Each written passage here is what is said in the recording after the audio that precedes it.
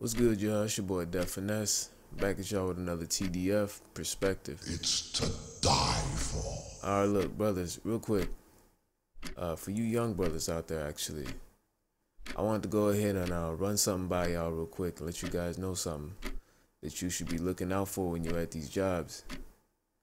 And that's people trying to force their negative perception of so-called blacks or even Africans on you. You get what I'm saying? Whatever piss poor perception they've grown up with or have been inundated with or taught to have by this society's education system and media, they're going to force that on you.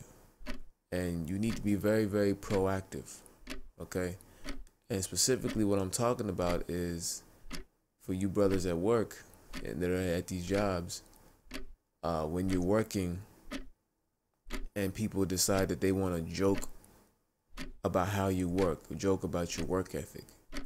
For example, you and your friend are working and then the manager comes in or one of the coworkers comes in and they say something along the lines of, are you guys staying out of trouble? Or something like, are you guys working hard or hardly working? See, these white folks, they gonna say that shit. No, not even just these white folks, just these different power structures in these work environments. They're gonna say that shit like they're playing. The thing is, they're not playing with you. And for those of you guys that doubt what I'm saying, just think about it. Why is it only you that they say this to? Or another so-called black person that they'll say this to? When do you ever really hear people saying this to white kids at work or Mexican kids at work or so-called Asian kids at work? It's always the so-called black guy. He's the one that's expected to take the joke, laugh at it, and just move along. But see, here's the thing. When you don't nip that shit in the bud right from the beginning, it's only going to get worse. They're going to start off with, are you working hard or hardly working? And they're going to move it up to, I think I need to keep an eye on you. You're in trouble. And keep in mind, they're saying this shit in front of all your coworkers.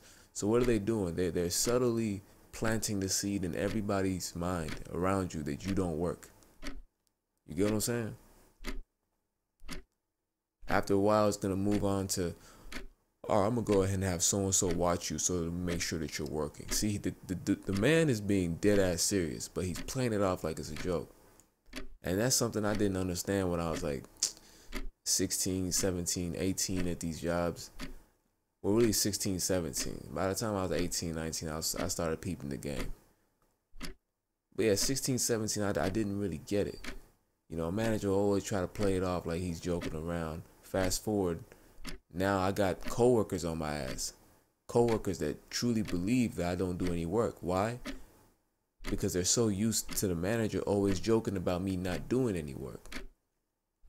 So brothers, my word of advice to you guys is, when you get into a situation where a manager or a coworker or anybody at the job tries to insinuate, whether nicely or mean or whatever, they try to insinuate that you're not working as hard as everybody else, you have to go direct. You have to address it right then and there. You have to. Otherwise, it's only going to get worse. It's not going to get any better. You're already a so-called black man. And that's not to say being a so-called black man is bad or being an African man is bad. I'm talking in regards to the perception of the so-called black man and the African man in this country. That's what's bad.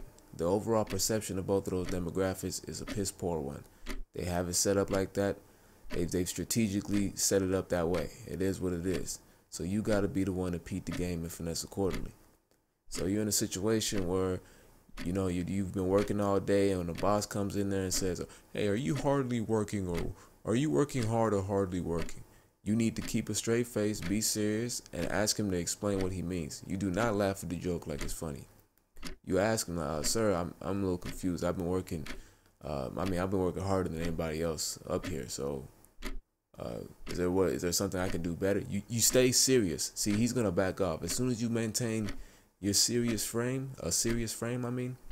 He's gonna be forced to back off. But if you encourage that shit and you sit there and laugh, No, I'm working. I'm telling you, he's gonna take that as, okay, I can keep going with this. And it's gonna get worse and worse and worse and worse incrementally. And before you know it, your coworkers are disrespecting you. Hell, the customers are gonna be disrespecting you. The fellow supervisors, they're gonna be disrespecting you.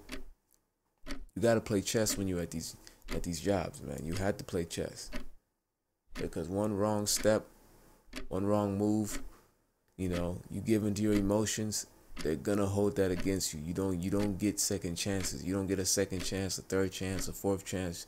Hell, you barely get a first chance. You get what I'm saying? Most of you guys at these jobs, y'all are just there to meet a quota, to meet the company's quota. They had to hire some black people, some so-called black people. That's why you're there. So yeah, that's all I wanted to say. I just wanted to, let you brothers peep into the game real quick, let you be aware of that.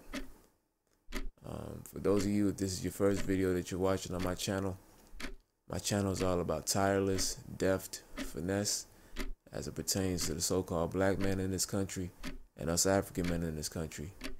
Why? Because we're the ones at the bottom of the social hierarchy. Nobody gives a fuck about us, so we gotta give a fuck about ourselves.